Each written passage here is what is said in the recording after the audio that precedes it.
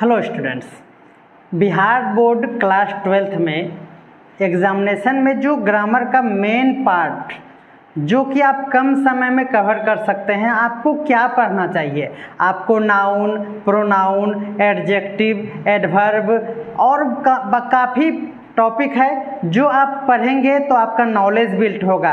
But exam में ऐसा कुछ भी नहीं पूछा जाएगा, इसीलिए आज हम लोग बारीकी से वो सारे रूल्स जिस पे डायरेक्ट क्वेश्चन पूछा जा रहा है कई सालों से और वही पैटर्न हर बार फॉलो होता है, तो हम लोग आज के वीडियो में वो सारे रूल्स देखेंगे जिससे डायरेक्ट क्वेश्चन पूछा गया है। आपको भी लगेगा यस सर ये बहुत ही अच्छा कॉन्सेप्ट है या फिर ट्रिक है जिसके थ्रू हम कोई भी क्वेश्चन को सॉल्व कर सकते हैं। तो रूल नंबर फर्स्ट लिख लीजिए, और ये 7 डेज अगर आप ये ग्रामर देखते हैं या फिर आप हमारे क्रैश कोर्स में ज्वाइन करके 7 दिन ग्रामर पढ़ते हैं तो 100% ग्रामर का क्वेश्चन सॉल्व होने लगेगा। ये हमारा चैलेंज है।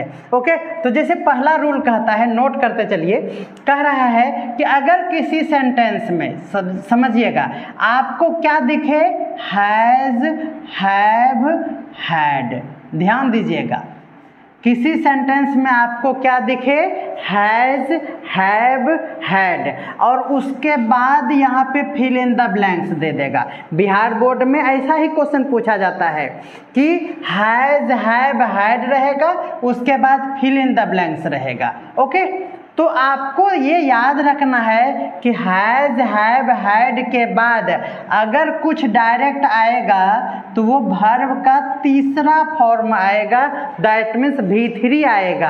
अगर आपको V3 नहीं समझ में आ रहा है तो देखिए, गो है हमारा V1 और उसका वेंट होता है V2 और गोन होता है V3। आपको ये याद रखना पड़ेगा, V1, V2 और V3 आपको याद रखना पड़ेगा। जैसे ये V1 है, ये V2 है और ये V3 है, तो आपके ऑप्शन में अगर रहेगा इस तरह से कुछ भी तो आप आंख बंद करके यहाँ पे क्या लगा देंगे, गोन लगा देंगे और आपका आंसर हो जाएगा। जैसे एग्जाम्पल एग्जाम में इस तरह का क्वेश्चन पूछा गया है, जैसे आई डैश, ठीक है, नहीं पहले इस रूल पे हम लोग देख लेते हैं, I have dash this book,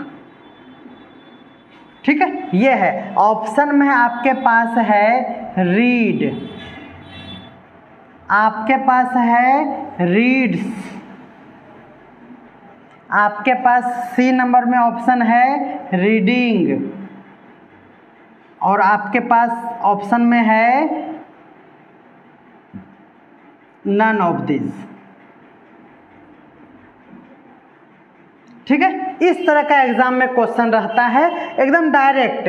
अब ये रूल कहता है कि हैज, हैव और हैड अगर आपको दिखे और उसके बाद आपको फिल इन द ब्लैंक्स रहे, है ना, तो आपको क्या भरना है इस मेन वर्ब में। किसमें, मेन वर्ब में। ये मेन वर्ब ही ऑप्शन में दिया हुआ है। रीड हमारा क्या है, मेन वर्ब है, और मेन वर्ब का ही 5 फॉर्म होता है, V1, V2, V3, V4, V5 तक मेन वर्ब का 5 फॉर्म होता है। ठीक है, अब यहाँ पे बोलिए, देखिए अगर आपको V3 याद नहीं है ना, क्योंकि कौन सा क्वेश्चन यहाँ, रीड तो आसान है, फिर भी इसमें देखिएगा क्या ट्विस्ट है।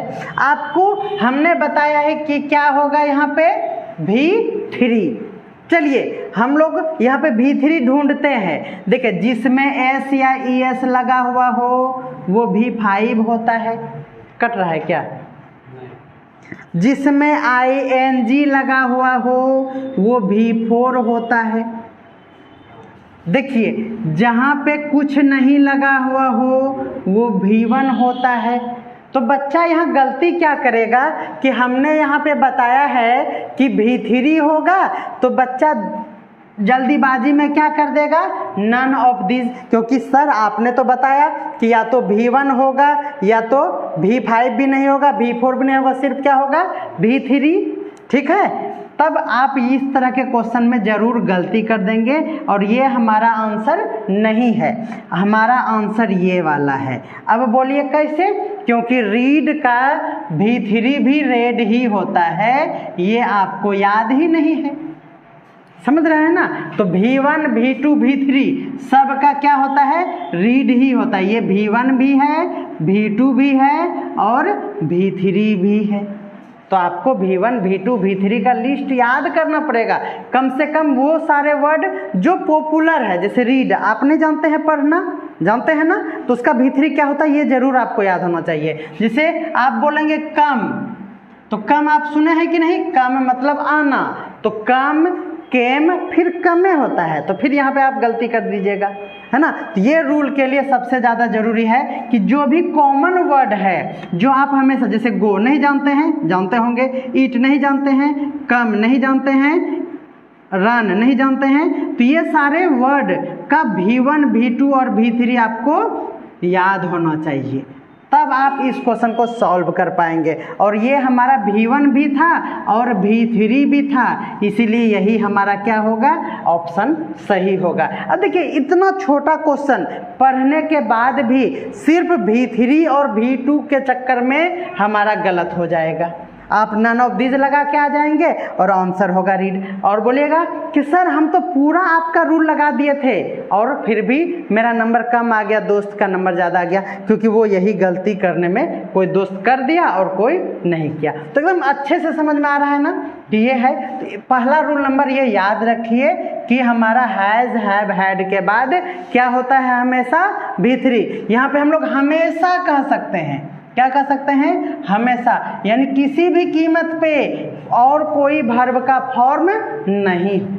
कोई दिक्कत है, चलिए नोट कीजिए।